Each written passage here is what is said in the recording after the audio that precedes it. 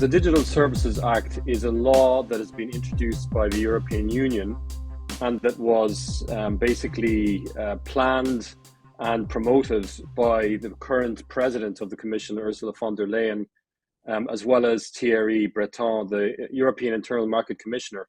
And basically the goal of this law is to update current regulations of the European Union of online content, the regulation specifically of illegal content such as misinformation, disinformation, hate speech, and child pornography, and those kinds of issues. So that's basically the goal of the legislation, is to clamp down on illegal content on the internet. And who gets to decide what is illegal content? What is the governing body that's going to be sitting in a room deciding what content is safe for us and is legal?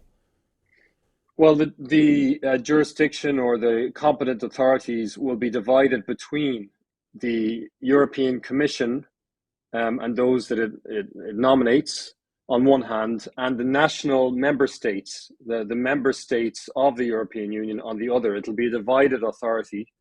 But when it comes to the large social media companies such as Twitter, Facebook, TikTok, and Google, the very large ones, which are defined as very large online platforms, the European Commission will be responsible for policing issues like hate speech and disinformation.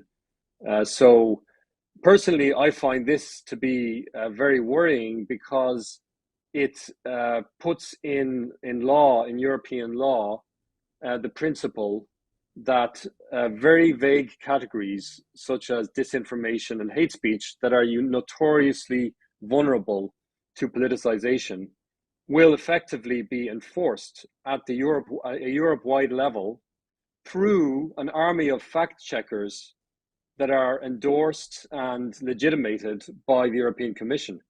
So basically, we're handing our freedom of expression to European bureaucracy. Well, Thierry Breton, he says in a series of tweets to kind of clarify the position on this. He's like, "Don't worry, you have nothing to worry about here. We're not going to do anything nefarious at all."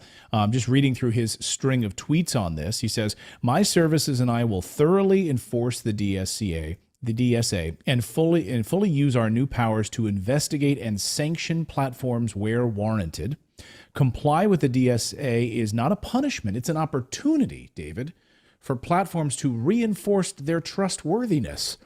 If I ever heard like something written by a politician, I mean, that is like the perfect sentence. It's an opportunity for platforms to reinforce their trustworthiness.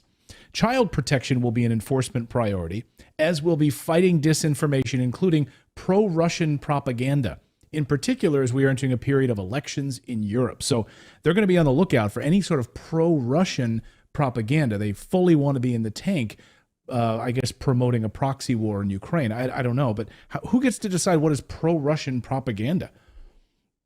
Well, this is the issue. The fundamental issue with these sorts of laws is they take these kind of nebulous categories that sound very innocent to a lot of people, like disinformation or hate speech, and they enshrine them as principles of law that then must be interpreted by public officials and bureaucrats and judges. And of course, the issue is, as we've seen over the last few years, concepts like disinformation can be very easily interpreted to advance a particular political vision of reality. So politicians, public officials, political organizations, people in power will use these categories to advance their own narratives. And the net effect of this kind of act, this Digital Services Act, is to empower a bureaucracy to go around protecting the official narrative that is favored by the European Union, the European Commission, on issues like the Ukraine war with Russia, issues like any kind of future pandemic, and issues like, transgender ideology and politics.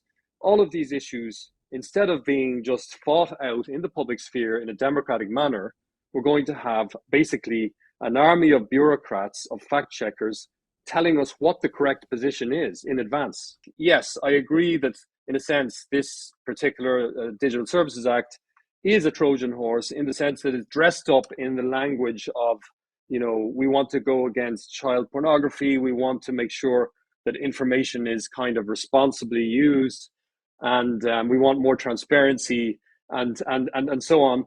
But in reality, as I said, essentially what it does is it puts ordinary users of Twitter and Facebook at the mercy of faceless bureaucrats, not only in the social media companies now, but also in a government organization that can then instruct the social media companies. And by the way, they have enormous enforcement powers because they can fine social media companies up to 6% of their annual turnover, annual global turnover, for failing to comply with their policies or not taking sufficient action against, disinformation or hate speech and so on. So I think that we are facing a really possibly dystopian future in the European Union regarding, freedom of expression. And maybe the one bright cloud, the little lining in the cloud, the bright lining in the grey cloud, is that Article 11 of the European Charter of Fundamental Rights, which is on freedom of expression, says that European citizens have the right to receive and impart information without interference by public authorities. So that remains in place. So I think we may be facing a legal battle very soon, and hopefully there will be these bureaucrats, unelected bureaucrats, will be taken to account for this really draconian assault on freedom of expression, maybe even using existing European law this Charter of Fundamental Rights could be a weapon to use against this legislation. Overall, it's clear that any citizen who cares about freedom of expression, freedom of speech, and indeed the future of a free way of life should be very, very, very concerned about the Digital Services Act. And I think our conversation here could be a good way of galvanizing public awareness of this issue, because the act is in place. It's going to probably be applied. But hopefully the very fact that we're thinking about it and that citizens are aware of it will make them seek other avenues for finding information and not blindly trust whatever they see on the internet, especially when they know that it's been filtered and fact-checked by these bureaucrats.